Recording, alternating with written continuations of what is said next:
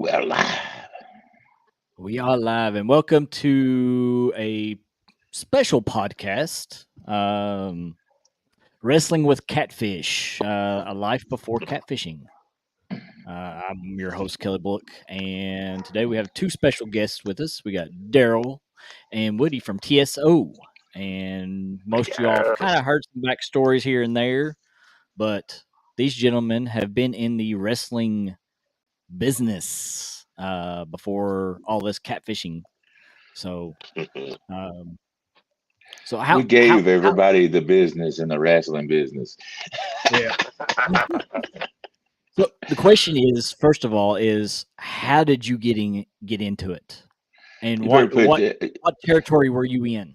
Woody. That you have to put that to Woody. That's a Woody question. How he got into Oh, it. well, first of all, I trained to wrestle 40 years ago or so. I'm not very good with timelines, but a long, long time ago, I was in the wrestling world and I wrestled for about 30, 35 years. And then old body started breaking down. So I decided to start running wrestling shows. So I started running events here and there. And that's where I met Daryl. Daryl had come to one of my shows with it's your sons, right? Your Yes. family, his Yeah. My family, family. Yeah.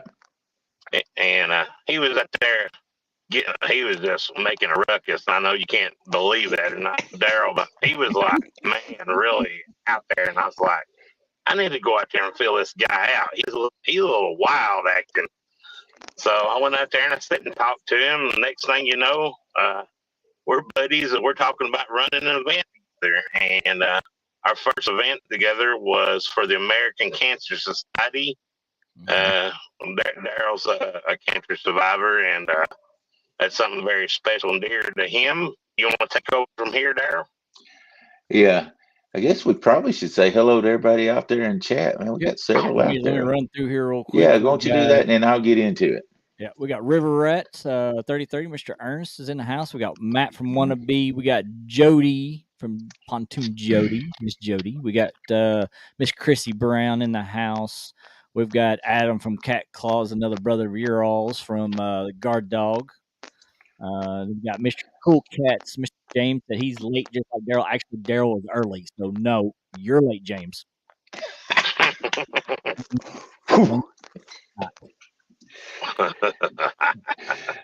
Oh man. Anyway, You hello ain't to even got everybody. power. Somebody Jody can time you out today. So hey, hush. Uh-oh. Oh man.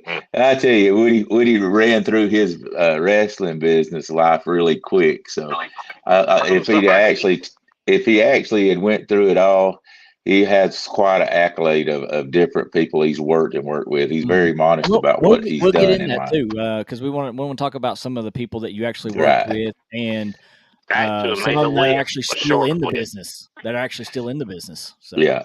So, but anyway, he made it short where we can get it done. So he said, I know what it is. But Woody wrestled over in the Carolinas and very, very astute in the old time wrestling. And that's what I was into, the Memphis wrestling, the wrestling over in Carolina, Georgia Championship Wrestling, and stuff like that, which was a lot of the old time where you basically told stories when you did wrestling, and you had the knight in shining armor and the guy that's always trying to take down the kingdom type deal, you know. yeah, And I had went to a couple of his shows before he and I'd ever met, when my kids were younger, when they were around 8 or 9, something like that. And then they got older, and it's like, hey, we should go to wrestling. Up there in Blue Ridge, they're having, and I can't even remember the name of the wrestler, but he was an ex WWE star. I said, okay. So went up there, man. He had his crowd in his hand. They just loved the good guys. I mean, it was all lovey-dovey to the good guys. I said, man, we got to get this crowd going. I said, let's root for the bad guys. I said, I said, so man, we started rooting for the bad guys, and I started shouting at people in the stands that they didn't understand these guys, that they're really good guys, and I get them all tore up. we did that about 2 or 3 times. Woody decided he's gonna go see what was going on, so he come over and started talking to me. He's like, "Hey, how you doing? What you doing?" I said, we're just having a good time. I said, "I'm trying to get your crowd going." I said, everybody's rooting for the good guy. We're going to get them going with the bad guy. So, we started talking about it. And like I said, before he left from sitting there talking to me, it was an intermission, I think. We did talked about trying to do something for the American Cancer Society to raise money. And I had watched wrestling all my life and understood a lot about it just from watching it and the storylines and stuff like that, but nothing like what Woody did. And so we did our first show, and I'm a guy that can get out there and beat the woods, and Woody's the same way. But I know a lot of people that were my town in Jasper, and I knew I could get a lot of people to come to the wrestling show for the American Cancer Society because they knew my story. They knew what I almost died from cancer, and they knew I was trying to raise money for that. And we had like a huge crowd that night. And it was really good. Woody got me beat up, and then I finally won the match. But Woody made me get in a match that night. He said, "Look, if we're doing something for charity," and he goes, "You will raise money." He says, "Let's put you in a match, and we'll announce that you're in a match." And I'm like, "Man, I hate it. I was like 50 years old, just about." Have you even trained on how to actually perform the moves and stuff? I had never done any training at all. I just watched it. So I'm like, and this is when he goes, "Oh, we'll get with you. We'll show you some stuff and get you, get a few moves, and we'll get you trained up enough to do a match." I'm like, "Okay, all right." And so he put me in one, and I mean, we had the crowd rolling in this match. I mean, they were mad because like I'd start winning, and they had the wrestler that was there had a manager, and he'd cheat and cause me to get knocked down or whatever. And but in the end, I wound up. The manager tried to hit me and accidentally hit the other wrestler and knocked him out, and I was able to pin him. But by the end, this girl come up. She goes, "Man, you gotta go talk to Mama. She's trying to call 911. That guy was beating you so bad." So we told a story with it, and we had the crowd believing it so much they'd forgot it wasn't. It was predetermined. Yeah, and that was what really set me on fire. It's like Woody had this all put together and made it where we did promos and all this stuff beforehand, and he had everybody riled up. And then by the end of the match, throughout the match, everybody's mad because I'm getting just a slop beat out of me. And then I fight back in the end, and then we win it. And that set me on fire, and we went from there. Matt says Daryl owns a shirt with buttons. Wow. Yeah. Can I cover two things?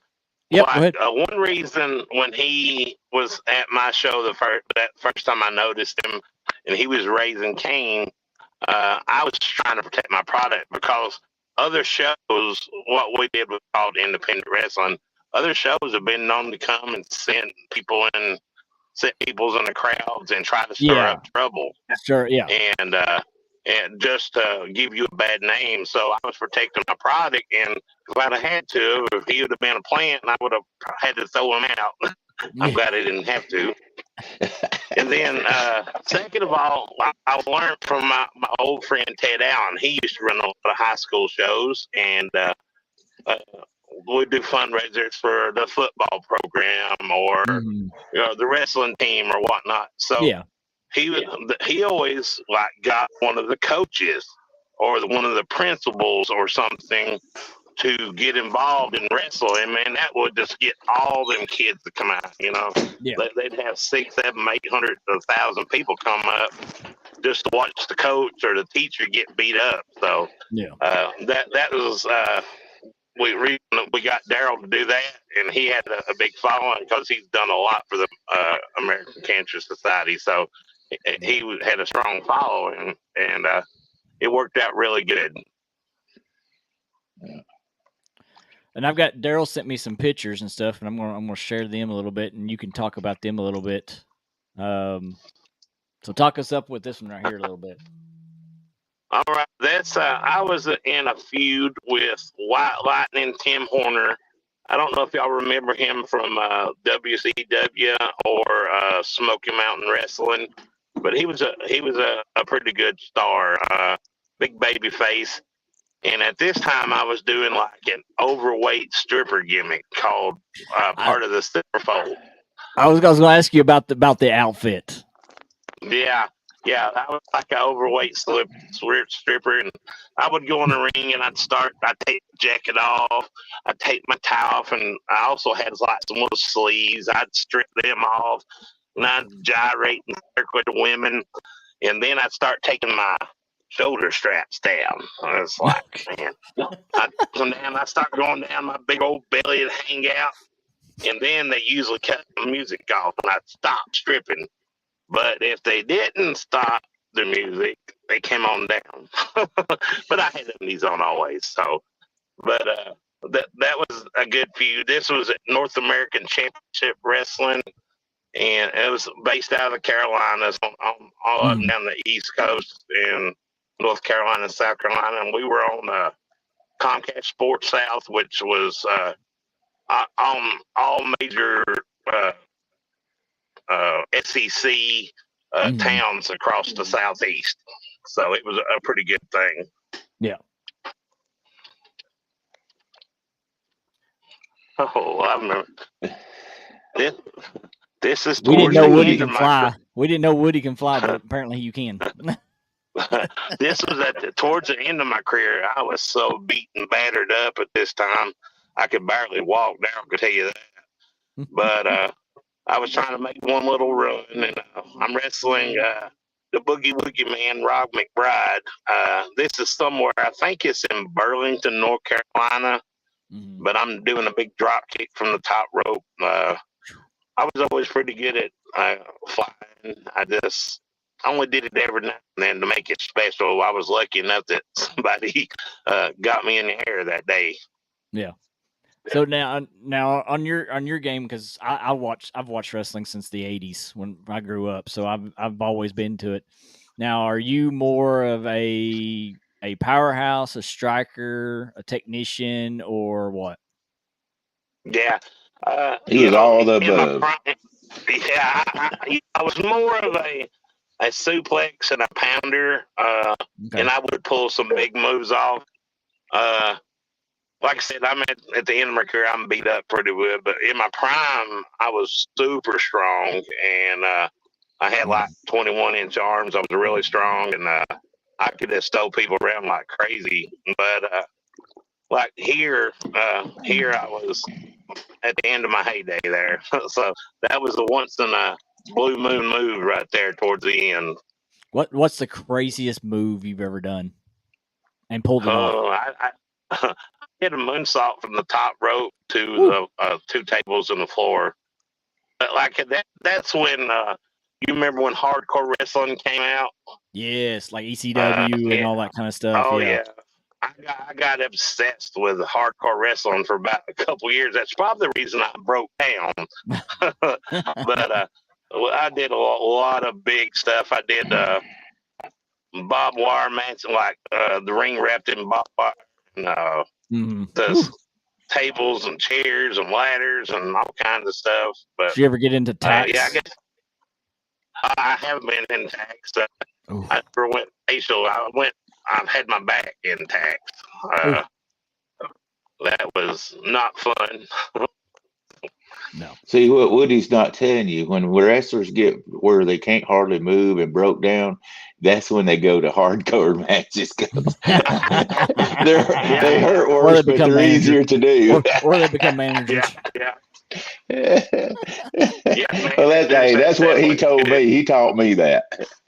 But But usually wrestlers that do hardcore matches are the ones that's either at the end of their career or just not very good at wrestling. What do you think? Let me get your opinion on this, because I know you've seen a lot of it. What do you think about these backyard wrestling stuff that they're doing, like jumping off of buildings, using trampolines, using fluorescent lights, things like that? What do you think about that? What's your thoughts on that? I guess there's a time and a place for everything, and they've got. I'm not real keen on it now. I probably when I was younger, I would have been keen on it, but when you get older, your mindset's always seems to be a little different. You have a little more morals. Yeah. So, there's a time and a place for it, and it's got a huge following. I've got several friends that are deathmatch wrestlers, and we've had several that's wrestled for us as deathmatch wrestlers, haven't we, Daryl? Oh yeah. You think it's good for the business? You think it's good for the business of professional wrestling? Yeah, if it's done right, if it's done, but it's a different type of crowd. You've got a more wilder, insane kind of crowd, I guess, that would want to watch that, because there's a lot of chance of glass flying through there and hitting you, or something breaking and hitting you. So a lot of these people are a lot crazier that go to watch it. Yeah, and Woody taught me something, and that's the thing, that I sat next to Woody for 5 years, and I learned from Woody, and Woody taught me a lot of stuff when everything's what's going on that I learned. And the thing that we did with matches like that, we would do a match like that, but you told a story and you built up to that. You didn't just go in there and bust light bulbs every night and take and tax and all that. You build up to that, and that was something special. That was what we would call a blow-off match. Yeah. You because look, here's the thing.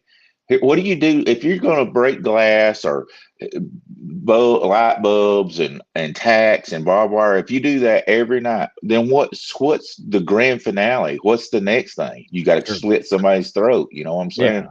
You go way too far.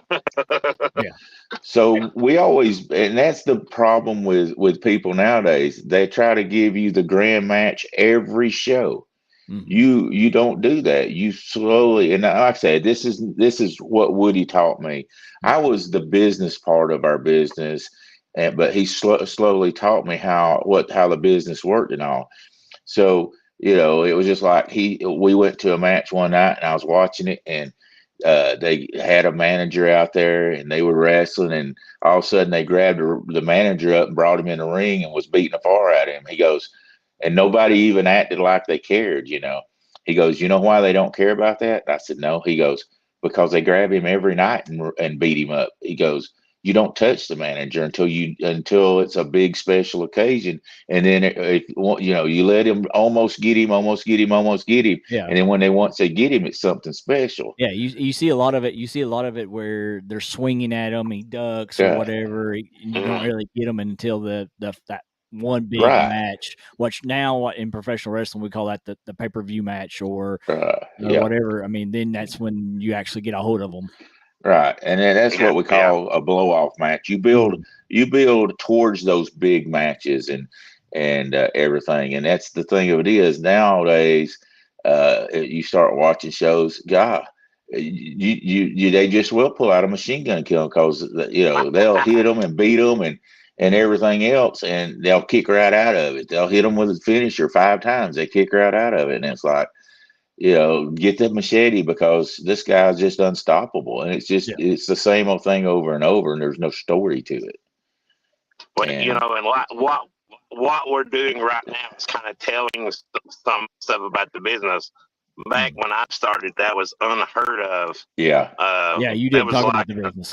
A magician don't show you his tricks, Right. And nowadays, pro wrestling's an open book. Everybody's, probably the last 20 years, I'd say, everybody's kinging up, because there's so much out there.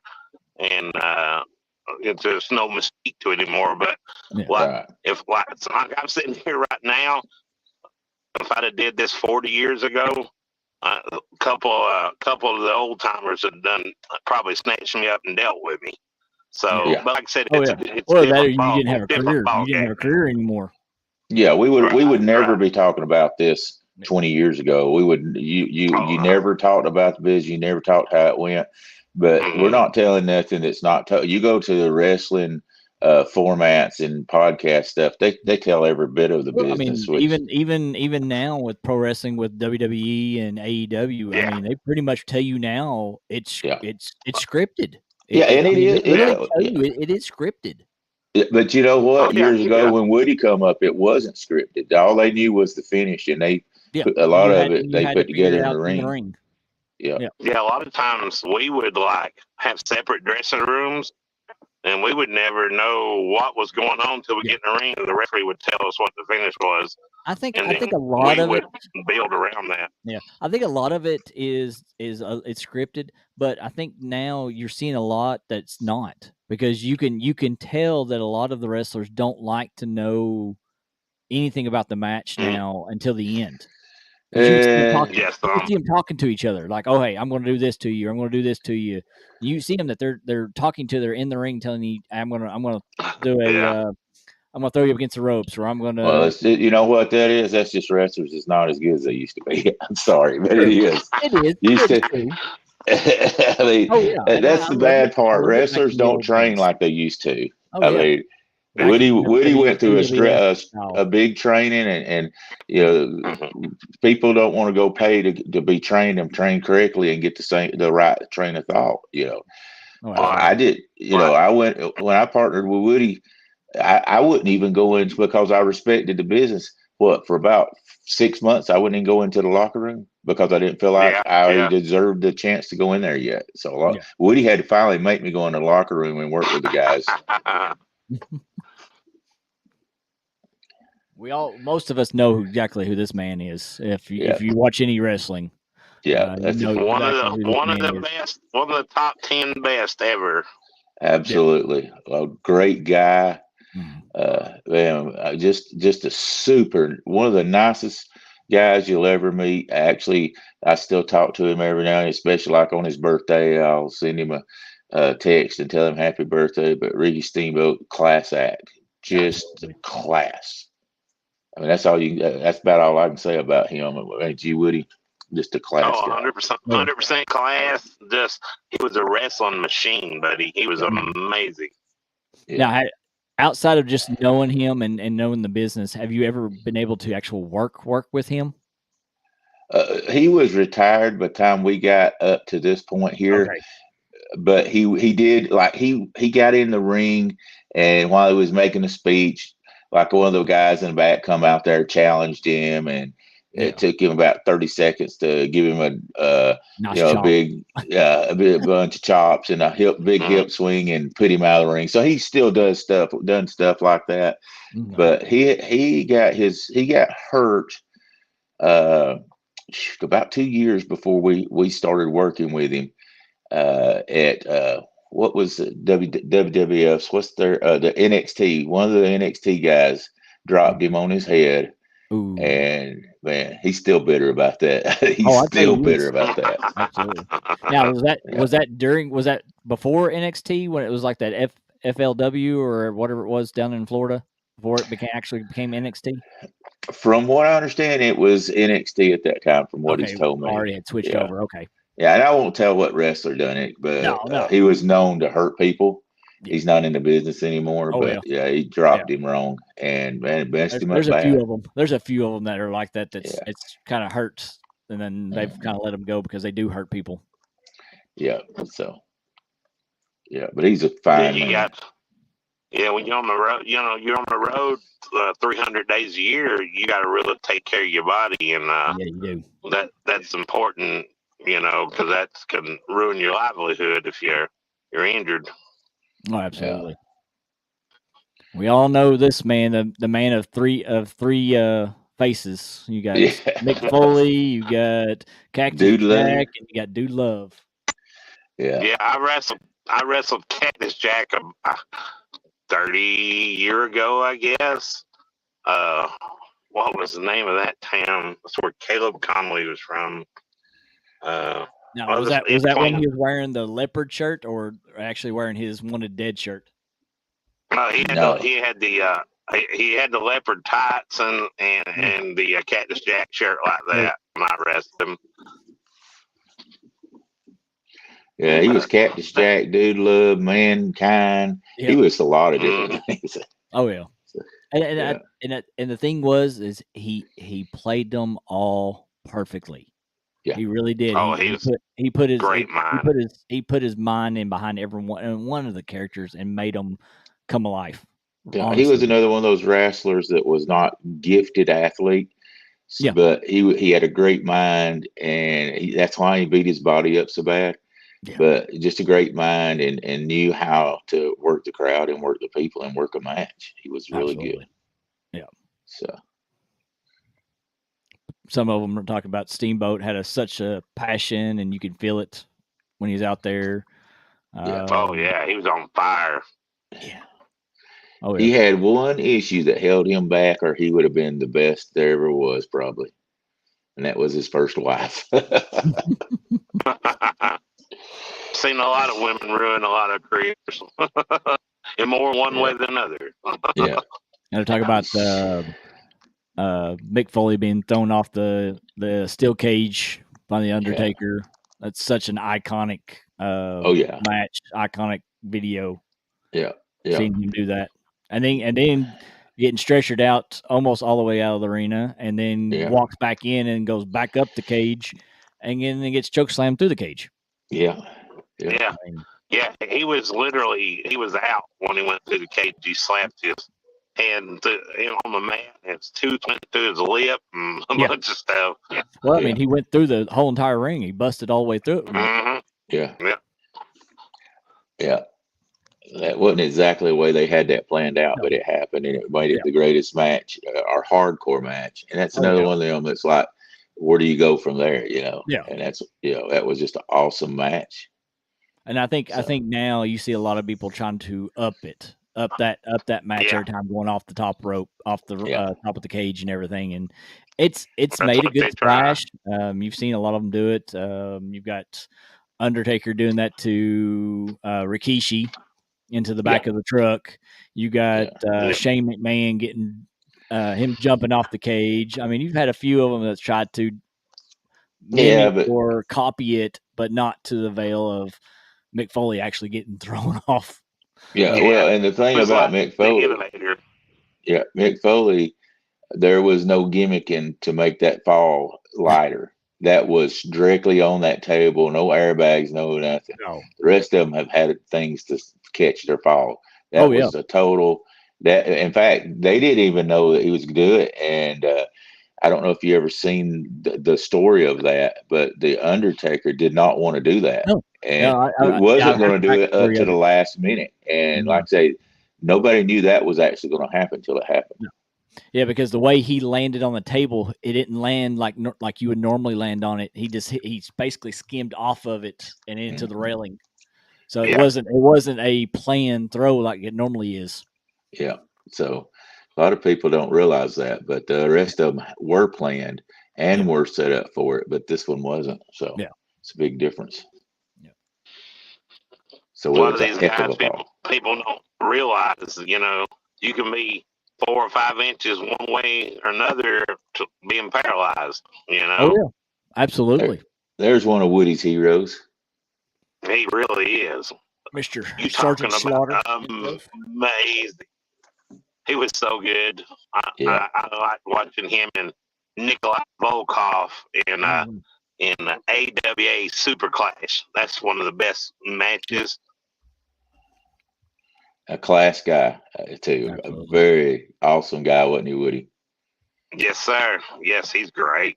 Every time we was ever around him, he was just like he was your best buddy, and just, talk and tell you about he could sit and tell stories for hours. Just super nice guy. Yeah. I got to say hi to my fan here. My daughter's in the chat. What's going on, Sky? Hey. Aww. she's at her grandparents watching.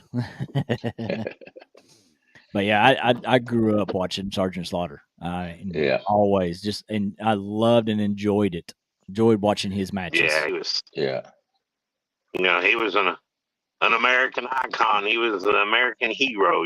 Back then, they pushed the, USA is greater than everything else. Kind of deal. And they had some of the brought in some of the characters from other countries and stuff like that, the Iron Sheik and all that stuff to go up against the go against him and everything like that. I remember all those storylines. Yeah. So funny. That still gets over today. Yeah. It does. Yeah. It's just one of those that still could be used no matter what the scenario is. It still could be used. The USA. I got to tell this story, Woody.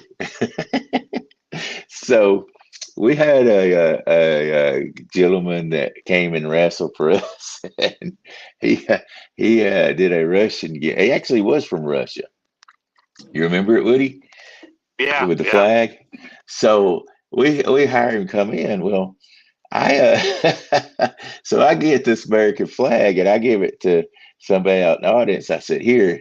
I said, he's gonna come around and I'm gonna have him grab that flag. When he grabs that flag, I want you to best be upset. So I planted and all that. And what I didn't realize was when he come out and did that, my own son was gonna get mad and pitch a fit.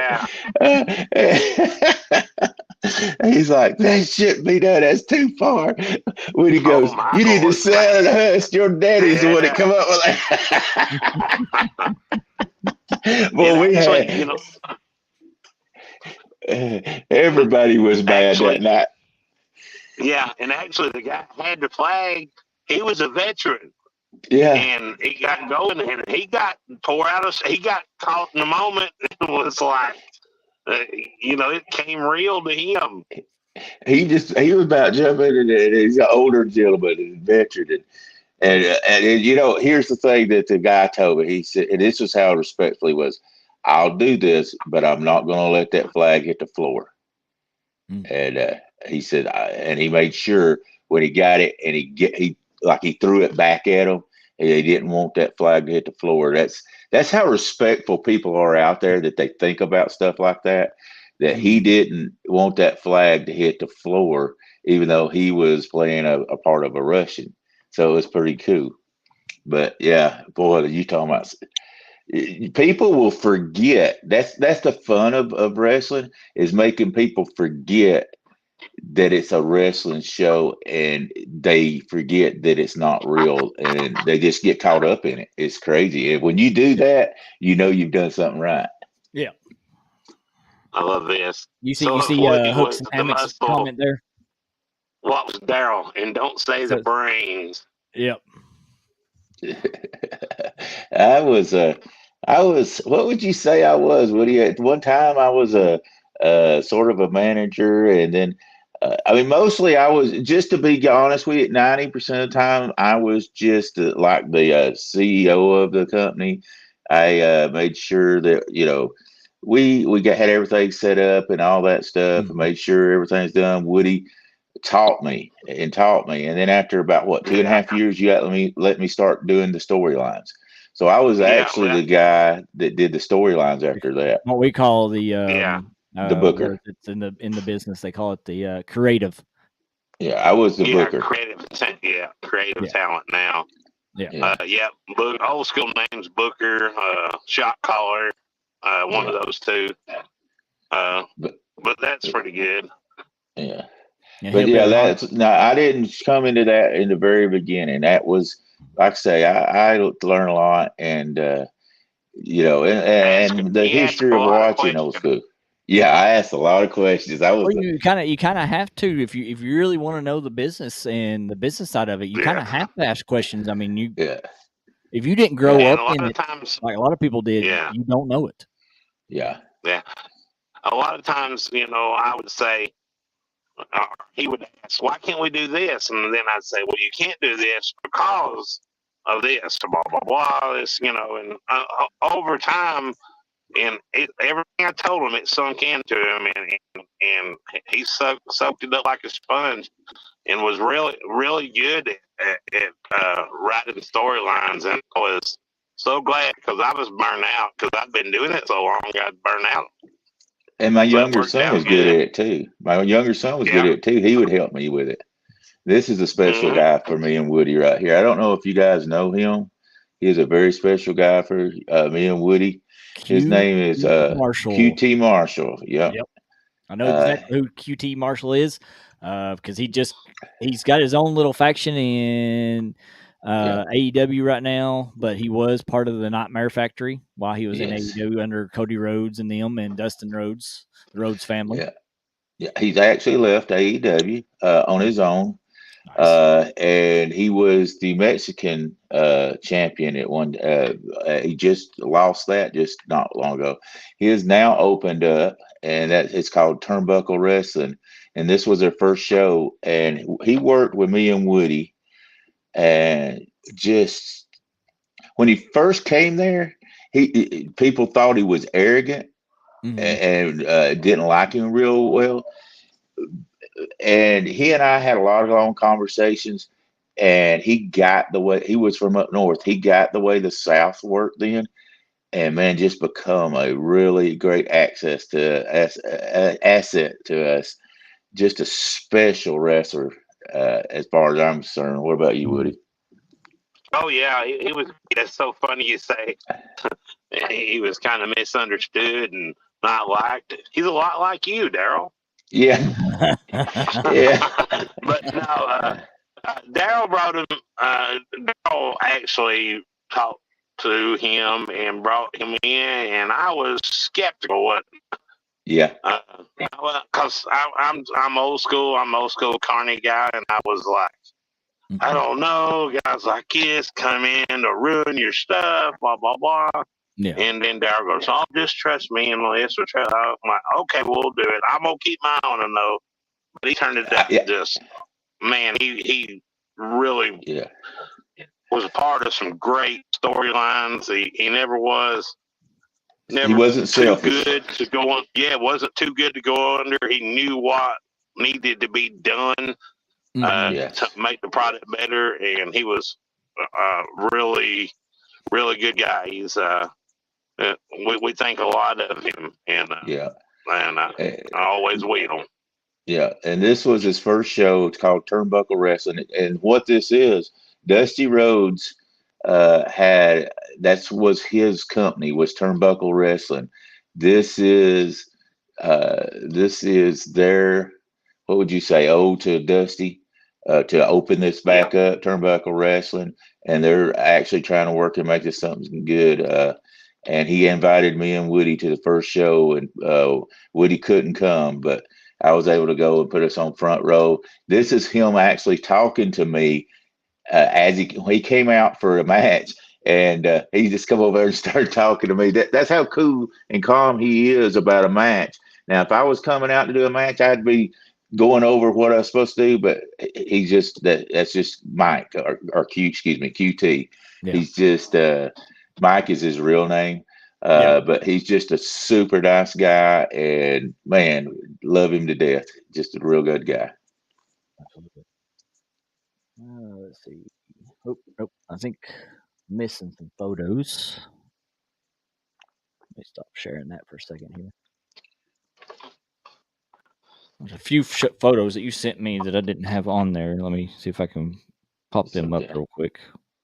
Yeah, if you just throw out the name, we can talk about all of them. Yeah, I We want can to give talk about everybody a some I few. didn't send you names of too. Yeah. Uh, Okay. we had people like Buff Bagwell work for us. God, who else do we have? The brothers, the Hardy Boys, Mm-hmm. BS. Obius. Yep. We had so Oh, many. Biss. Oh yeah, AJ Styles. I've always liked Abyss's character. Yeah, AJ Yeah, man. Styles actually wrestled his last match with us before he appeared on WWE. So Well, he actually was. He did the Royal Rumble and then that's right. honored our booking. Yeah. That's right. That's Then right. then he was. We was his last independent booking ever. Yeah. Huh. We had Vader. Vader worked for us twice. Mhm. So Big Van Vader.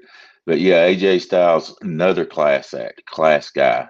He Mhm. had like what he just said. He had signed he had done a contract with us, but he signed a contract with WWE. He did not have to do hours. He could have just told us, I've signed with WWE. I can't make that booking. Yeah. But he actually told Vince that he was going to honor his bookings, and ours was the last one. He did the Royal Rumble. What was Royal Rumble, wasn't it? That he did Yeah, in Atlanta. a Royal Rumble in Atlanta, and then the next week did our show. So, And then they were saying, people were all over the internet going, he's not coming. He's in WWE. He's not coming. And then I started going, he oh showed no, up. is he going to come or is he not? yeah. Yeah. Oh, we had to get him to make a promo stating that he was coming. Because everybody was like, "No, he's already showed up in WWE. Everybody knows he can't go somewhere else." And it's like, "No, he's coming." we couldn't. A lot of people don't realize that, and I'm starting to hear a lot of it is when they've signed a contract with a company to do a show, and then sign with a big company like WWE or TNA or AEW, they will allow them to honor that contract before coming on, even if they've already showed up online. Sometimes they do. Depends on the Sometimes, talent. Well, Depends yeah, on a the lot talent. of it depends on the company and Yeah. the booking agent also. Yeah. Most of the time, though, they don't go because here's the problem: if they get hurt at that booking, they lose their whole contract. So, but if they get hurt at WWE, they still get paid the contract. So, if he'd have got hurt, and son, he did every move you've seen on WWE. He did every move that night, and me and Woody was amazed. We actually thought he would probably hold back a little bit just because he had signed that contract. But no, this was like his last independent show. He's going to show everybody what he could do, and he did it, didn't he, Woody? Yeah, we've got that on DVD. Yeah, it's, God, it was good. Abdul the Butcher, baby. He's stabbing me with a knife or a fork. that was his iconic thing was the fork thing. But I'm gonna let Woody actually wrestle him. So go ahead, Woody. Tell everybody about your wrestling match with that man right there, Abdul the Butcher. I wrestled him in World Championship Wrestling when it was active. I was what they called a jobber. I was a guy that got beat up, and they flew Abdul in from Japan, straight from Japan, and he started to angle with Sting. And I actually pushed Abdul out in the box the night before. Well, the next night I drawed him. And they were like going, who'd you piss off? Who'd you piss off? Oh my God, I don't know. So, bottom line is, when we're back here, it's going to be easy. And he talks shit like this right here. Just real gentle like. And kind of like Mike Tyson. I was about to say the exact thing. Yeah, I was going to say, his sound was just like him, yeah. He goes, I'm just going to hit when I'm done. I'll just hit you with a cane a couple times. It'll be okay, no problem. Man, well, we got in the ring and they rung the bell. It was like somebody turned a switch on that man. He went nuts and he wasn't no feeble old man no more. He started beating and pounding on me. He gave me probably the second worst whooping I ever had in my life. He beat on me. Then he broke the kendo stick on me. He beat me till that thing came apart. And man, he just told me around. It was rough. You can look that up on. It's actually on YouTube. You can look up Abdul the Butcher versus Jimmy Hodge WCW. It's there. But man, he beat me like he stood on my head like a surfboard, and didn't hold the ropes or nothing. He literally stood. I thought my eyeballs was gonna pop out of my head. I was bad. And so when I was done. Jody, what's Jody Hamilton's son's name? Nick Patrick. Nick Patrick was walking me back to back, and man, I was like out of it. And he was like,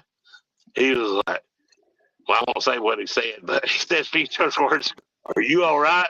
And I said, I'm over all messed up. And I said, it'll take more than him to hurt me. And I was messed up, buddy. He put, I mean, it was rough.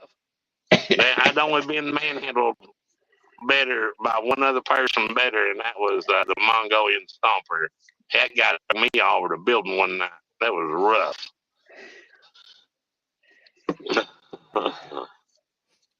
I ended up, but and I always said, when if I ever see I do in somewhere, I'm gonna beat him up, blah blah blah, and then I wrestled him 10 years later, and he's a poor old feeble guy and couldn't even get in the ring. And, don't nobody say who this is. I want the audience to guess who that is. So, audience out there in chat, y'all tell us who you think this person is. Go ahead, Woody. I'll give a hint. He was one of the hottest baby faces at one time. Yeah. And late 70s. Actually, I saw him. I saw him the other day. He was with DDP and Lex Luger the other day. I thought they're showing back scenes of them going through the crowd. Yeah. And I saw him coming through. He was first in line, and then they were wheelchairing Lex in, and then DDP was coming right behind them. Well, this guy's a class dude, also a really nice guy. Anybody in chat know who he is? I don't think nobody must know. Honestly, I don't think anybody knows who he is. Honestly, yeah, probably for his time. He don't look nothing like he used to either. No, he don't look nothing like he used to. Go ahead and tell them who they are, Kelly. Tell them who he is. Magnum TA. Mr. Magnum TA himself. Yep.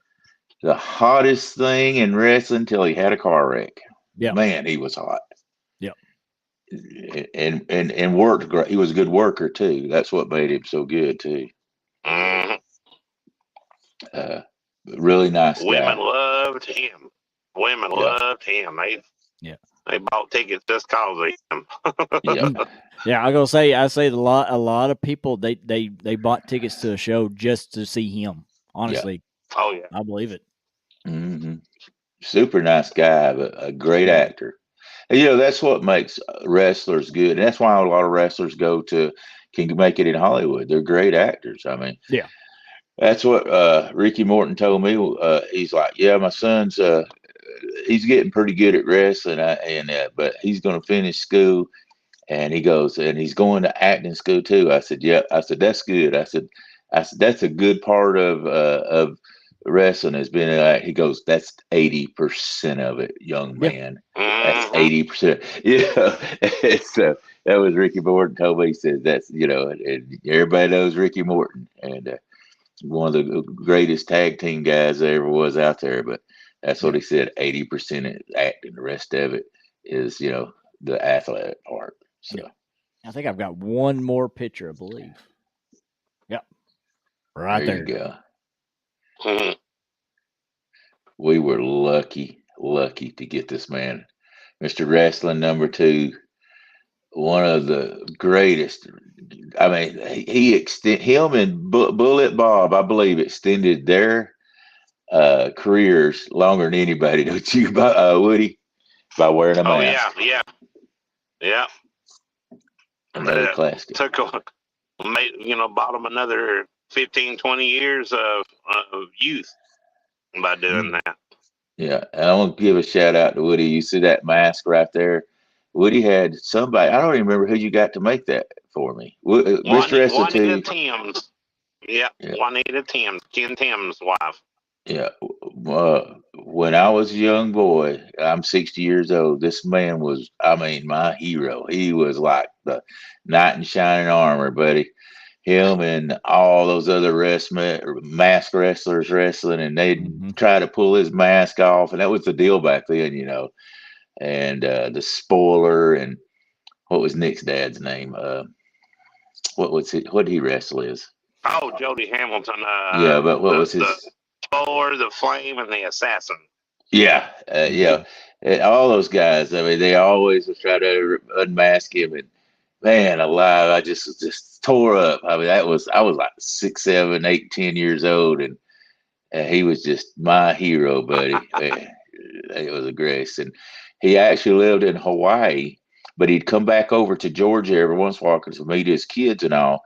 And I had a guy, shoot, what is his name? Doggone it, I hadn't spoke to him in a long time. I got his number. Where at? He lives over in Alabama now. He was one of the Rock and Roll Express at one time. Rose, what was it? The guy, It was Midnight Express, Randy Rose. Randy Rhodes, yeah, Midnight Express. I got to know Randy Rhodes, and he said next time he comes over, I'll give you a call. And we had like 2 weeks to book this because there was some reason he had to come over here to sign some papers unexpected. And Randy called me, and him and Randy came that night.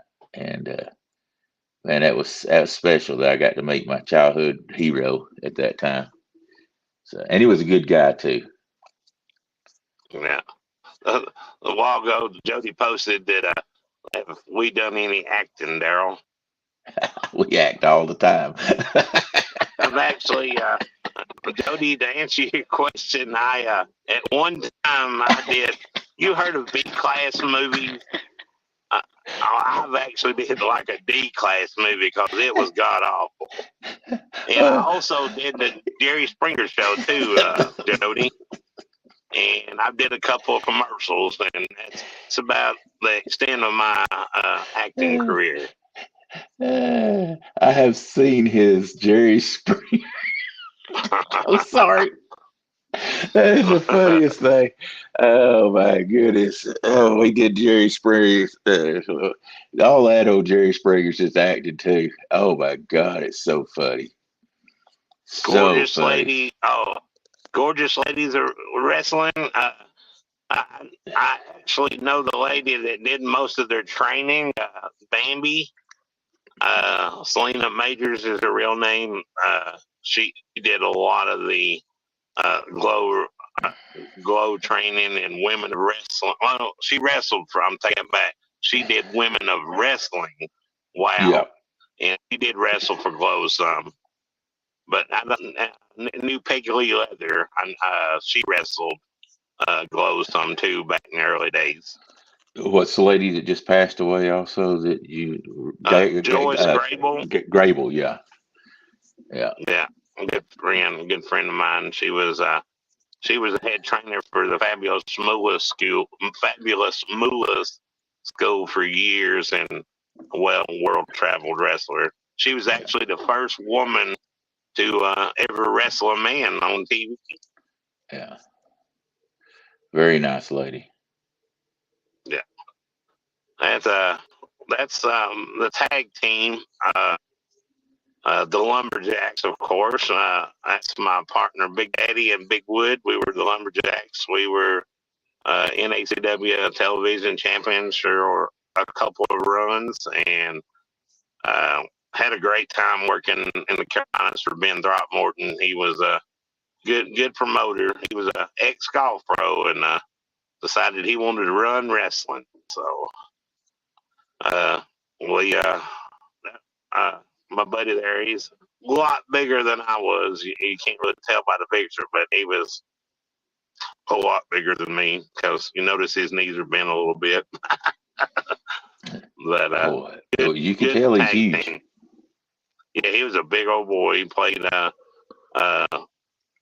football at Georgia Southern, and he was trained by Mike Golden, and then we ended up getting hooked up together by this kind of fate, really. I took him to the Carolinas one time. He was going to do the job for Tony Atlas and Mr. USA Tony Atlas. I don't know if y'all remember him or not. But Tony got mad at the promoter and ended up putting Big Daddy over. So they ended up throwing me and him together and pushed us real hard for a couple of years. So I kind of lucked into that big push, but I'll take it any way I can get it.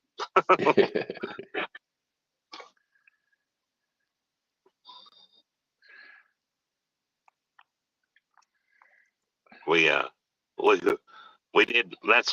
We did a commercial together. Me and him talking about acting. We did a tree service commercial. It was one of our sponsors for we were wrestling, And we had about 4 lines. We had a manager named Big Tony Cicero. He was a New Yorker that made his way down the Carolina coast and lived there. So he was our manager. But we had about 4 lines, and we sat out there in the woods for about an hour and a half trying to get 4 lines, and we never could get them right. So we ended up having to edit them together. So we weren't very good actors. It seems like it's a lot easier in that ring when you got one chance to do it, and it comes out a lot smoother anyway. Yeah, I was overthinking my line. Yeah. Well, one of us would get it right, then the other one would mess it up. So it was an interesting day. Yeah, we had I tell you what are the fudder times we had it. Unless you got some more pictures you need to show or talk about.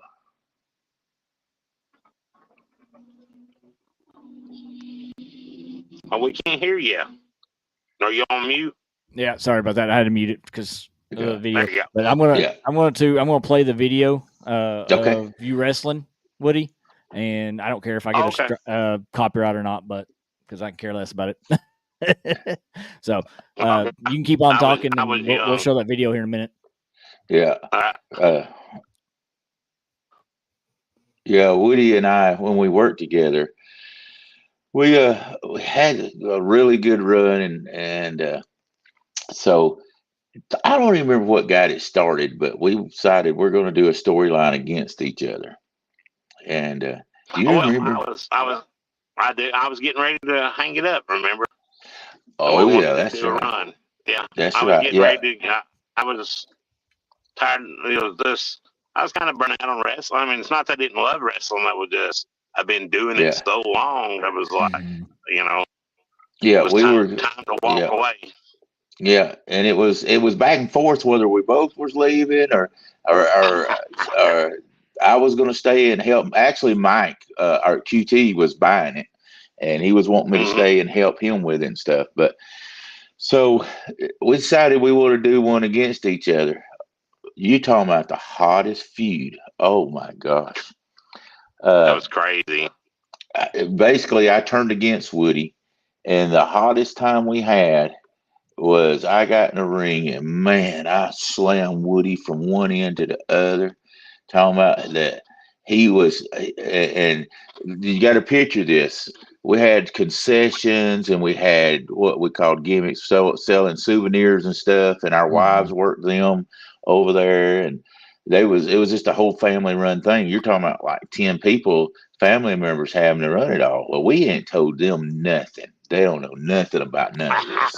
I mean, nothing. None of them know nothing.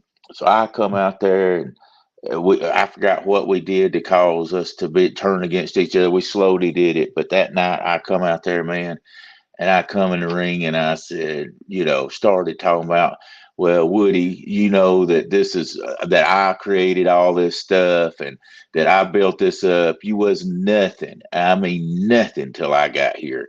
You couldn't even feel the front rows. And I mean, I was just beating him down. Woody knew I was going to do it. He just wanted me for my money and this and that. And that was just like. And they were some of the people there that came to his shows before I ever started it and sitting in front row. And I looked at one of them and said, it's the truth. Prove me wrong.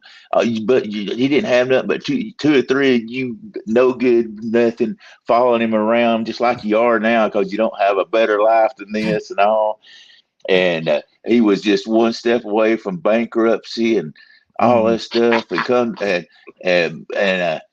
I mean, it was bad. And at first off, what I said, well, let's just talk about this. I got one thing to talk about. Let's talk about the elephant in the room. And I turned and looked at Woody, and the whole place got mad when I said that. But they couldn't find out his old wife had got mad over there. She didn't know what else it was going on. She thought I actually was mad about the whole thing, that we'd had a big falling out in the dressing room. Yeah, we didn't tell her. We didn't say nothing. We were just. Oh my goodness! Miss I got Becky's the. in the house, and she says, "I wrestle. Does mud wrestling count?" It's whatever you I call got news wrestling. for you. That mud wrestling's rough. Yeah, hard to get off too. Get in places you wish to hadn't. Absolutely.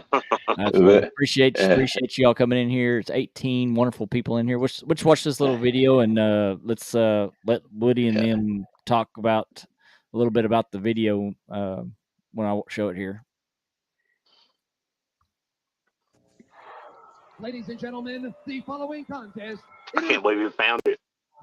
Introducing first from the Sudan. It's supposed to have sound, but I don't know if it does or not. it does. It's good. Yeah. 65 pounds, Abdullah the Butcher.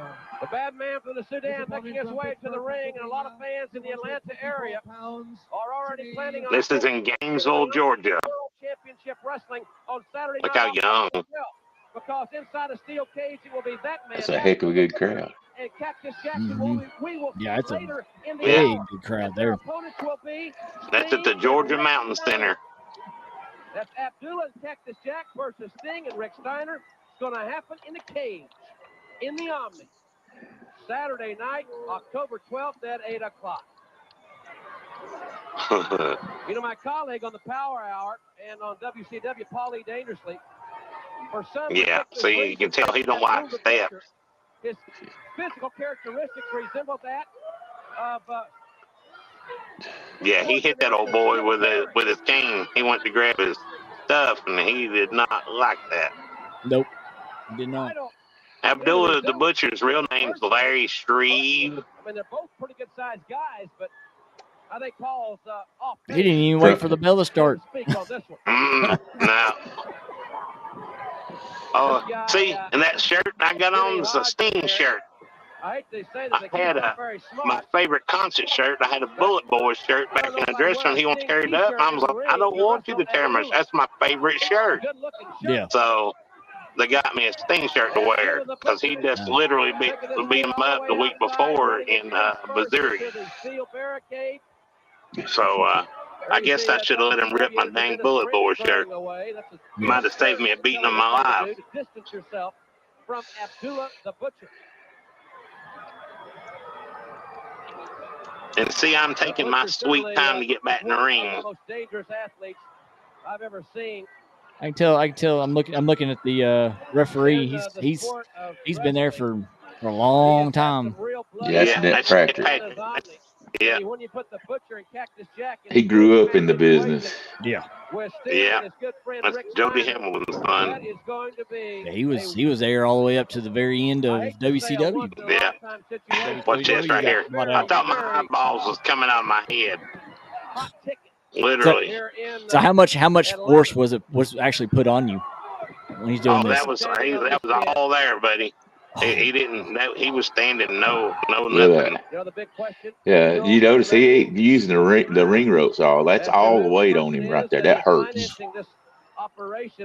Now, I've heard a lot of people say that the like his boots, because it's got that little horn on the front of it. Yeah. Did it actually make his kicks worse, or what? Nah. I think it's just more. It's more cosmetic than anything. He was kicking me with the soul, but right here, he's wanting me to get back in the ring, and I am not in no big hurry to get my skull cracked up. So, look at him. He'll yell at me to come on in a second. He was getting mad, see? And I was like, look at that forehead, that head, man. He's got a dang train tracks in it. Butcher with a kick right to the head.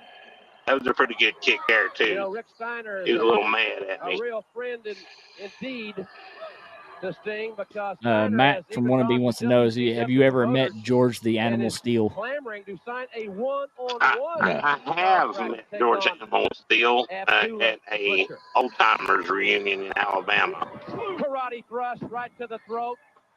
I've seen him do this, and his opponent start bleeding from the mouth with internal injuries. Yeah, if you listen to announcer will make the match too. If you listen to what he's saying. 60 pounds. And he just dropped Jim Ross. on Jimmy Hawk. Ladies and gentlemen, the winner of the match. You see a head bounce like the that, worst that's a part. lick. The Butcher. The Butcher now getting that kendo stick. And he'd take that thing up where it wouldn't And this I'm spread out. This was bad. So it was pretty rough. Here on my head, to Sting and to Rick Steiner. it hits me in the ear on one of them. It touched my ear. He's hitting you right in the back of the neck. Yeah. One of them hits me in the ear. We've got to take a break. Oh, when it flexes around. Yeah. I hope you got a double payday for that day. Mobile games are going big. I did not. Oh my God. Usually somebody gets a good payday on that. Funny story. It's like the week after I go in and I draw Sid Vicious, and they're like, "Who did you make mad? Who did you make mad?" And I was sitting back there and I drove, and I was like, "Man, I might just go back home," because I was worried about what Sid Vicious is going to do to me, because he has always a reputation about him roughing folks up. Yeah. But I got lucky he was in a good mood that day. Lisa Swan wants to know, Woody, have you ever dressed up like Disco Inferno? No. I guess the stripper act was about as close, right? About as close. Let's see. Yeah, Yeah. that's about it. Disco Inferno, he was a good one. Oh, come on, Curtis. Shut up. He said, "Is there any way we can reenact that on Daryl?" Curtis is my buddy. I missed you this year, Curtis. I didn't get to see you, buddy. He was there. I got to see him for a minute. I didn't get to see him. Trust me, I got my fair licks whenever Woody got to get back over on me after I stayed on him for a while. Everybody hated me. We had 2 different times that Woody's like, "Man, all the fans left mad. I don't know if they're coming back or not." At night, the good old boys, when the good old boys lost, I scared Woody to death with that one. Yeah, I was like, I don't know if they're coming back or not. Because what happened, I was in that match that killed the town one time. It's like me and the guy was doing a hair match, and I was the baby face, and he was the good guy. I'm the bad guy, and I won the match. But he jumped me after the match and cut my hair and hopped in the car and left. And man, the next week there was maybe 2 people in the crowd. There was mad, man. So I've always had that fear. Yeah, Leah. We did a storyline, the most loved. I mean, these were the most loved wrestlers at our show.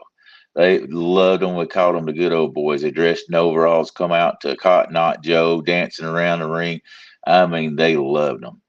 Well, they got into a match trying to win the championship, the tag team championships. And they kept losing and kept getting beat by, disqualification or, the other guys cheating. And so finally they didn't have to give the last match. If they didn't win it, they didn't get another match. Well, they lost. Yeah. Oh. So they were so mad about it. They've said, if we lose another, we'll put up our careers. If we lose, we'll leave and never come back. Well, everybody just knew they was going to win because they were the most baby faces there. Yeah. They just knew they was going to win the championships, and they lost. Oh my God. They were throwing water bottles. They were throwing everything. Oh, yeah. They were so mad. People were leaving. I'll never be back. I mean, just mad. Yeah. The next week, we had more people there, double the people were there were the first than we did the first. And all we done was put them under a mask and brought them back as the Outback Boys or the Backwood Boys. So they come under a mask, the Backwoods Boys. And, everybody was happy then, And then, so it was pretty cool. So we had a lot of good storylines like that, and a lot of that I learned from old time wrestlers like Bob Armstrong. That's why he went under a mask, because he lost a match, and if he lost, he could never wrestle again. The reason he did that, he was getting old, and he getting older, and so that just let him wrestle longer about that. So I'm gonna put this question up because I'm gonna say probably not, but I'll let you all answer that one. Curtis wants to know, Woody or Daryl, did you guys ever meet Andre the Giant? And if so, is it true he drank a lot of wine? I never met him. I never met him. I just know people that knew him, and I've watched him wrestle in Chattanooga when I was a kid. I used to go to the Memorial Auditorium every Saturday night and sit in nosebleeds, and they bring him in for a special thing. He'd usually come in and win a battle royal or something. Yeah. And but no, I never got to meet him. But like I said, I do know some people that knew him, and yeah, he was a drinker. Well, I mean, even in his documentary, he talks about he drunk a lot. Yeah. They'd ride him around in a van. He'd just sit in the back, get 2 cases of beer, and drink them. Mm-hmm. Let me ask you this, because a lot of people don't talk about this. Have you ever had a botched match? Oh, you're always gonna have that. Yeah. What was the worst botched match that you had? Oh, as far as me, yeah, I missed moonsault and I lost 6 teeth. I got 6 teeth knocked out. Botched moonsault and the knee hit me in the mouth, and I thought my jaw broke. So soon as the knee hit me in the face, it went. It was just folded, and the teeth went busted and knocked out. And I thought my jaw had collapsed, but I was lucky it was just my teeth. So that's probably my biggest botch ever. And one time I was. Woody, whoa, hold on. That's not your biggest botch. What's that? Let's talk about the biggest botch where you had to leave the room and go to the bathroom. Leave the ring and go to the bathroom. Let's talk about that, man. But I didn't lose no teeth with that one. So you lost something, all right. I was wrestling a hillbilly up in Knoxville, Tennessee, and I can't remember what he went by, but he did a hillbilly gimmick, and I was wearing. I did a mask gimmick too at one time called Slither. It was like snakeskin outfit, and I had a snakeskin mask. And I'm in the ring and I'm wrestling, and the first thing we did is he shoots me off. I'm going for shoulder tackle, and he did. I take a bump. When I did, it cut loose, if you know what I mean. It cut loose, and I'm sitting here in the middle of the armor going, what am I going to do? I didn't worry about selling. I was worried about getting out of there. So I'm so happy I was in the rings in the center of the armory, and the bathroom was dead straight across in the center of the armory. It was laid out. So I took off and I ran in the bathroom, and I'm in there. I'm stripped down, and I'm in there, and I'm going, and I'm cleaning up and stuff. I throw my underwear in the trash can. I get in there, I pull them up. I'm pulling my straps back on. The referee, he comes running into the bathroom after me because I guess he assumed something was wrong. He goes, "You all right?" I said, "Yeah, I'm all right. Let's go." We went back, finished the match. He never knew. So it was pretty good. It was a crappy match. It was a crappy match. Boy, that was what we call a poop shoot of a match. Yeah. That was what. I'd had too much green beer the night before. I'm like, no. That's what you call a botched match. Oh my goodness. Yeah, that's literally botched. Miss Becky's that's interesting. She said the Von Erichs were customers of her family's. They were really nice in real life.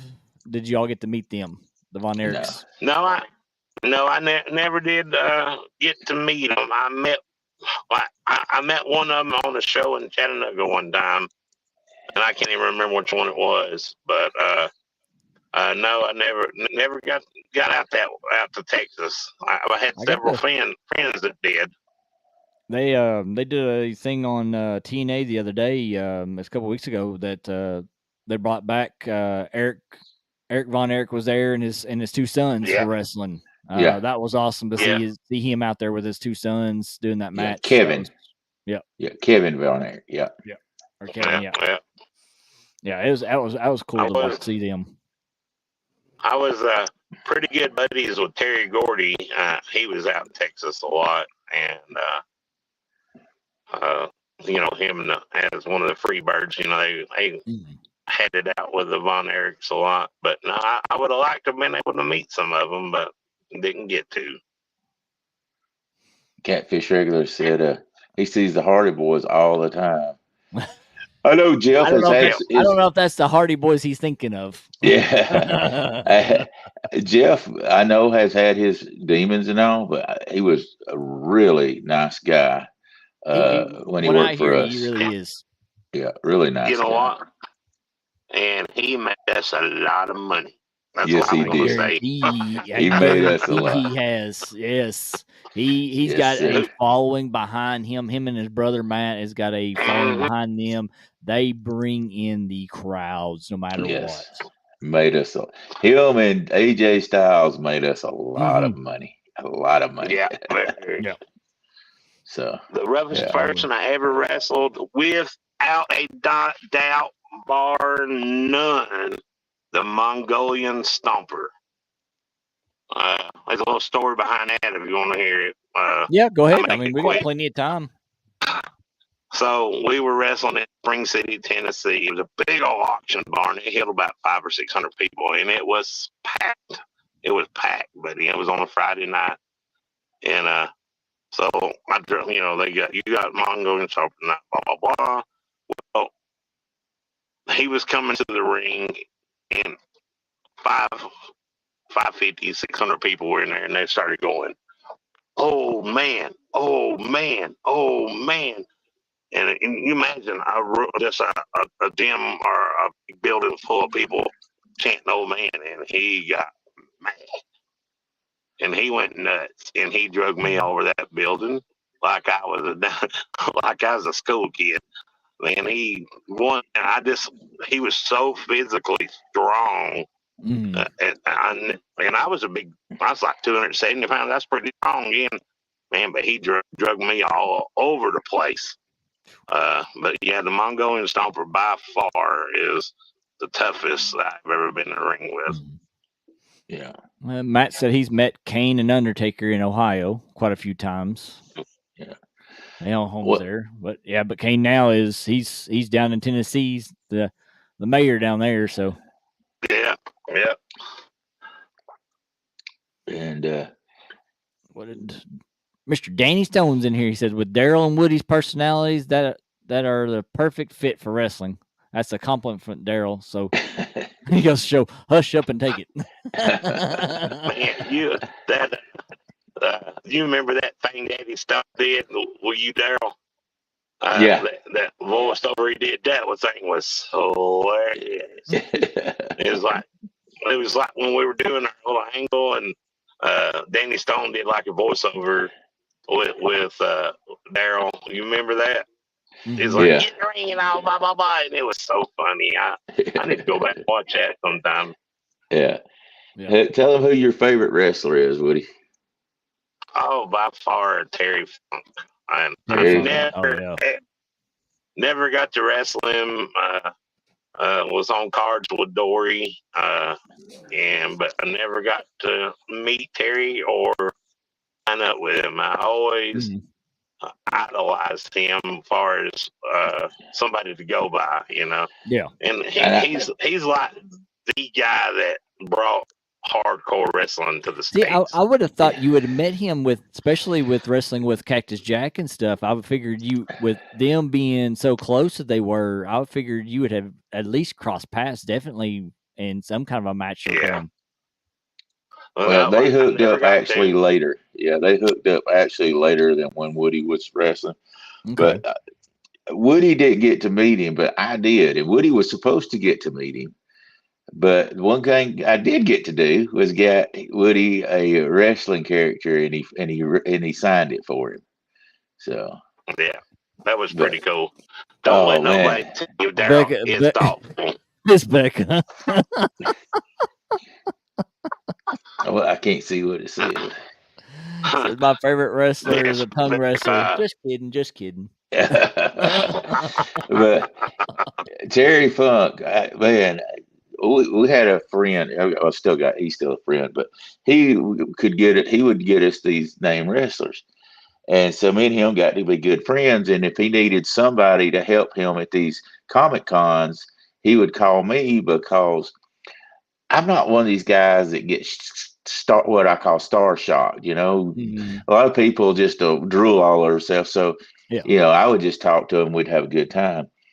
Well, he called me because he had too many guys in town, and Terry Funk was with him. And he called me, and he says, "Hey, somebody wants to talk to you." And he put Terry Funk on the phone, and I laughed. I mean, I laughed so hard. I knew exactly because Terry talks. There ain't nobody talks like him. And yeah, boy, let me tell you. And he told me off up one end and down the other, but would make you laugh. He loved for people to laugh. He loved making people laugh. And if you remember toward the end, you know, he did that. What was it, Chainsaw Eddie or whatever it was, and that was just to make people laugh. He loved to make people laugh, and he told me he's just gonna beat me half to death when I got out there and all, and. Oh, I rolled and laughed the whole time. But he was just another one of them fun people that you think he was just rough and tough the way he took and did matches and those rough matches, but just a big character, lovable guy. It was fun. I wish Woody would have been able to go with me whenever we went and worked that, because that was Woody's here, and I don't even remember what it was reason you couldn't go, but that was fun. I think what was after I had a knee replacement. That's what it was. You had a knee replacement. Yeah. But you know, he talked. I can't even talk the way he talked. It was just different. He was funny. But class guy. I missed him at Is it wrestling or wrestling? Don't matter whichever way you want to call it. We'll go with it either way. I guess it depends on where you're. I got the answer for that. Yeah, it depends what part of the country you're at. There you go. And Kevin from Mr. Palmetto Cats is in here, and he says, "Tell Daryl to let Woody talk." He has been. You just get in here. He's told some good stories.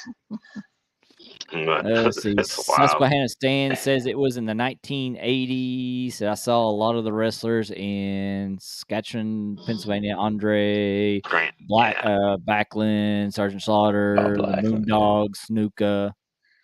Yeah. That's a lot of guys from the WWF days and stuff. Yeah.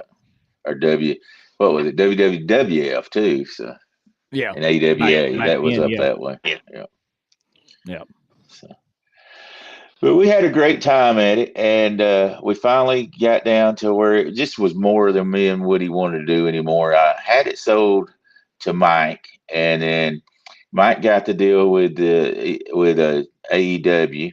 And he couldn't do in the contract. He couldn't run anything else like that.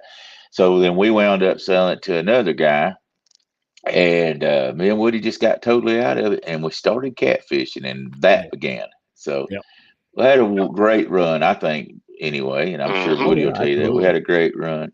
Every show wasn't a winner. It didn't make us $1 million.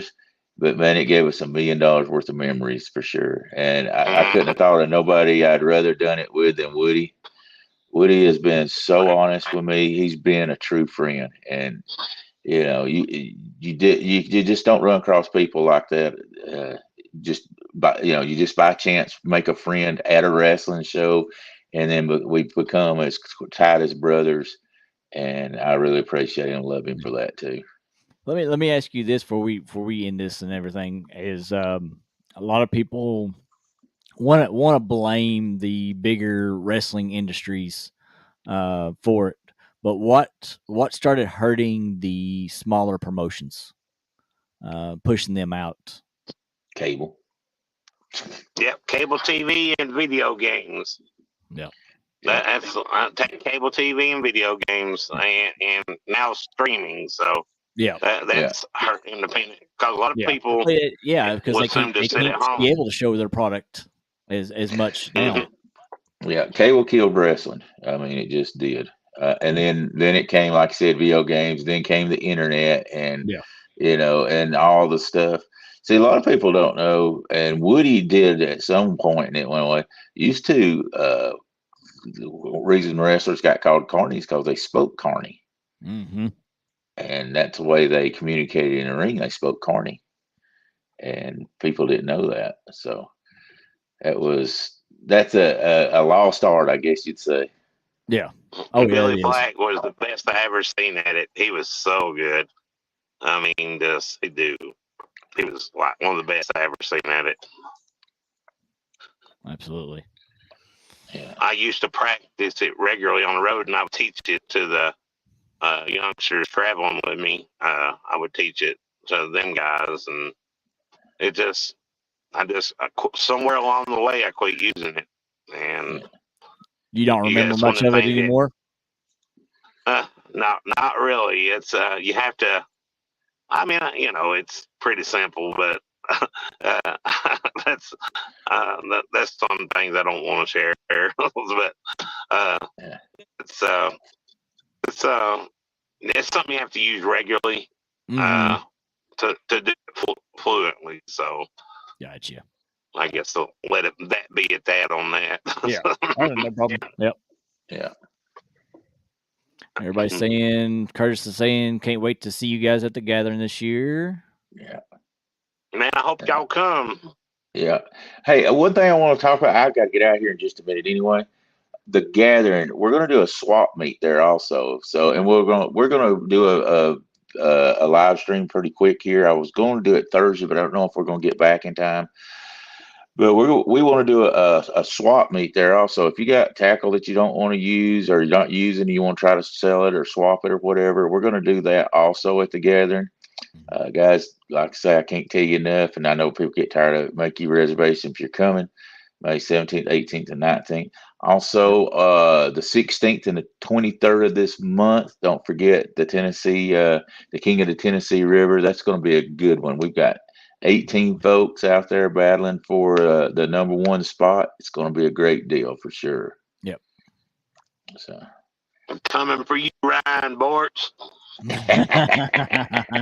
and Jeff Bill is in here in the house.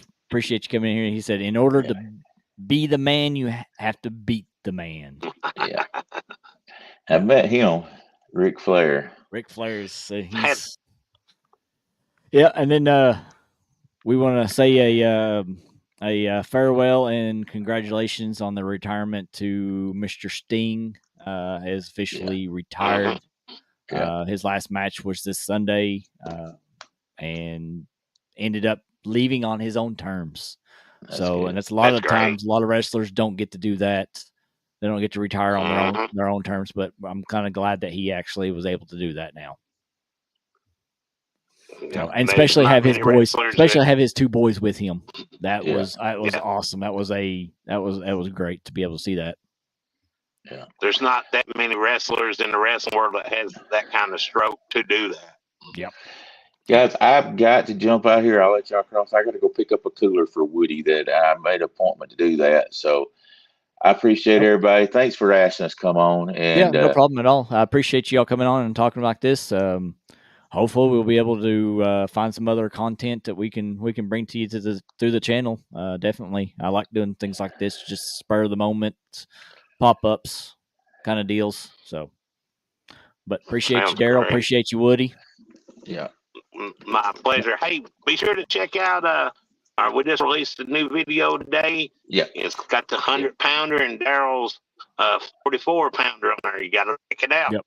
Yeah, that's on Trophy Seekers Outdoor. It just came out at 5:00 today. Yep. Go watch that. Don't forget to stick around and see Creole and Muskrat at 8:00. Definitely. And tomorrow morning, check out the Boar's Nest, 5 a.m. in the morning. So appreciate everybody. Hope everybody has a good night, and we'll see you all the next one. Appreciate you all. Love y'all. See ya. Thank you.